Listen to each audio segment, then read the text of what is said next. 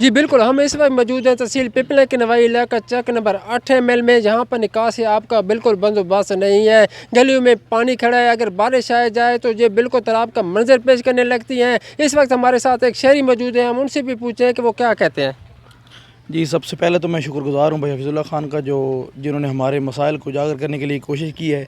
तो ये गलियों में हालात ये बने हुए हैं कि यहाँ पे पानी कोई निकासी को कोई सिस्टम नहीं है, और जब बारिश आती है तो यहाँ 1-1 फुट पानी खड़ा हो जाता है, और जो यहाँ के मकीन है वो उनका बाहर निकलना नहीं बल्कि मुमकिन ही बल्कि नामुमकिन हो जाता है।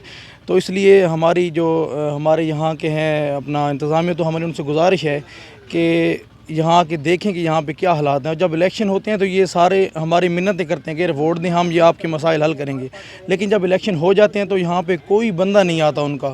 जो इंतज़ामिया है वो फ़िलहाल सोई हुई है। हमारा जो है ना वो मतलब देख सकते हैं आप, यहाँ पे भाई हफीज़ुल्लाह ख़ान ने आपको दिखाया है कि गलियों में कोई आब निकास का कोई सिस्टम नहीं है।